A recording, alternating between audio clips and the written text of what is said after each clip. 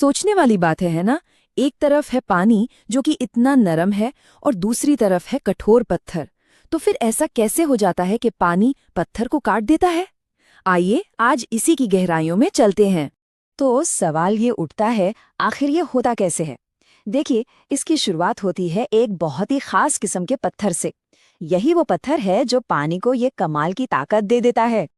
तो इस पूरी कहानी का हीरो कौन है? चलिए मिलते हैं इसके मेन कैरेक्टर से, लाइमस्टोन, यानी कि चूना पत्थर।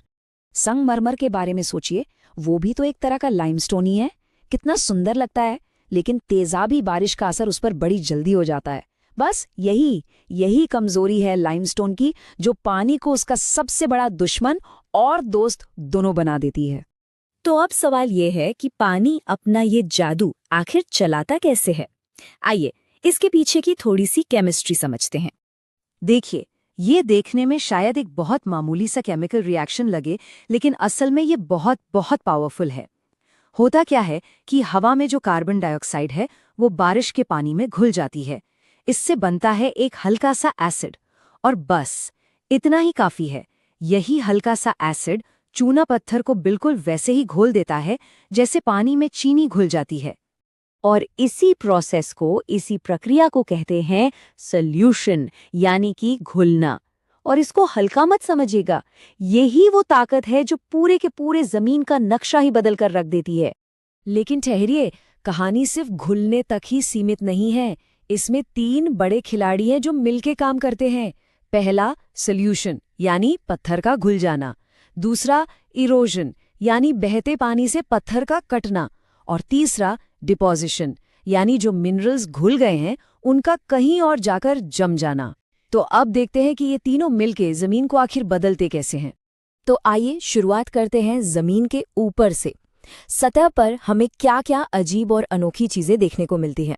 चलिए पहले ऊपर की दुनिया की ही सैर करते हैं। सबसे पहले मिलते हैं लाइमस्टोन पेवमेंट से।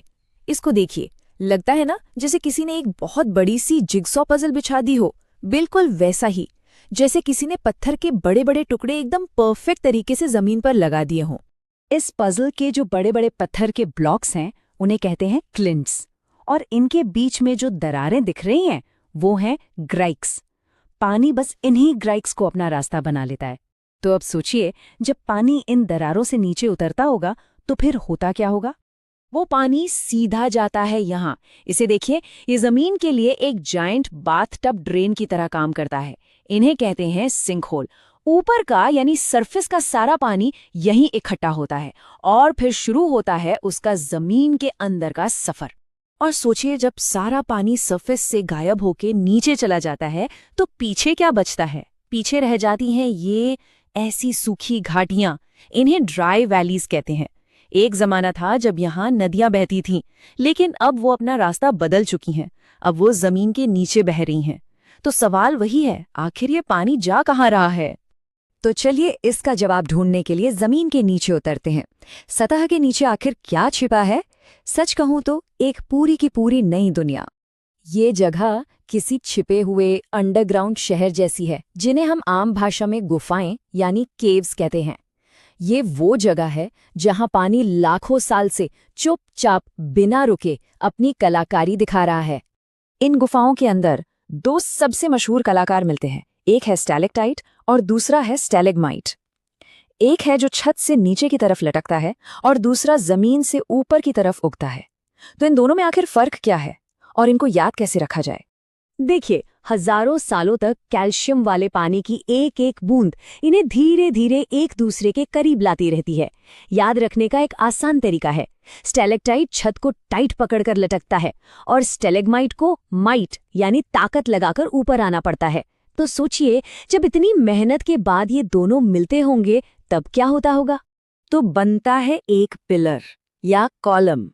ये कुदरत का अपना तरीका है एक विशाल मंदिर या कैथेड्रल बनाने का। एक ही पत्थर का स्ट्रक्चर जो जमीन से लेकर छत तक जैसे वक्त को थामे खड़ा हो। अच्छा, अब तक हमने लाइमस्टोन की बात की। चलिए अब इसके एक नरम दिल रिश्तेदार से मिलते हैं। नाम है चॉक। तो अब इस चॉक की क्या कहानी है? चॉक भी टेक्निकली लाइमस्टोन ही है, बस फर्क इतना है कि ये बहुत ज्यादा नरम और मुलायम होता है। अगर इंग्लैंड के मशहूर व्हाइट क्लिफ्स ऑफ डोवर की तस्वीर देखी हो तो वो इसी चौक से बनी है, और क्योंकि ये इतना नरम होता है, पानी इस पर और भी तेजी से अपना काम करता है। तो इसकी वजह से एक चौक लैंडस्केप कैसा दिखता है? यहाँ पर पहाड़ियाँ नुकीली नहीं बल्कि गोल मटोल सी होती हैं। ढलानें बहुत जेंटल यानी हल्की होती हैं। और हाँ, लाइमस्टोन की तरह यहाँ भी ड्राई वैलीज यानी सूखी घाटियाँ बहुत आम हैं, क्योंकि नरम होने की वजह से पानी फौरन जमीन के अंदर समा जाता है। तो चलिए, हमने जमीन के ऊपर की दुनिया भी देख ली और नीचे के रहस्य भी जान लिए, लेकिन एक बड़ा सवाल अब भी बाकी है। ये सब जानना जरूरी क्यों है? आखिर इससे हमारी जिंदगी में फर्क क्या पड़ता है? सच पूछिए तो फर्क बहुत बड़ा है। यही वो इलाके हैं जहाँ से हमें पीने का पानी मिलता है। ये अंडरग्राउंड वाटर का एक बहुत बड़ा सोर्स है। यहाँ की गुफाएं टूरिज्म के लिए कितनी ज़रूरी हैं। और तो और सीमेंट इंडस्ट्री को रॉ मटेरियल भी यहीं से मिलता है। तो अगली बार जब एक गिलास पानी पीने के लिए उठाएं तो एक पल के लिए सोचेगा ज़रूर, हो सकता है वो पानी किसी ऐसी ही ज़मीन के नीचे से लाखों साल का सफ़र तय करके हम तक पहुंचा हो। तो अब अगली बार जब किसी गुफा को देखे या किसी ऐसे चट्टानी इलाके में खड़े हों तो वहां सिर्फ पत्थर मत देखिएगा। कोशिश कीजिएगा उस लाखों साल पुरानी कहानी को पढ़ने की जो पानी ने पत्थर पर लिखी है। तो अगली बार जब कुदरत के बीच होंगे तो अपने आसपास कौन सी कहानियां ढूंढने की कोशिश करेंगे?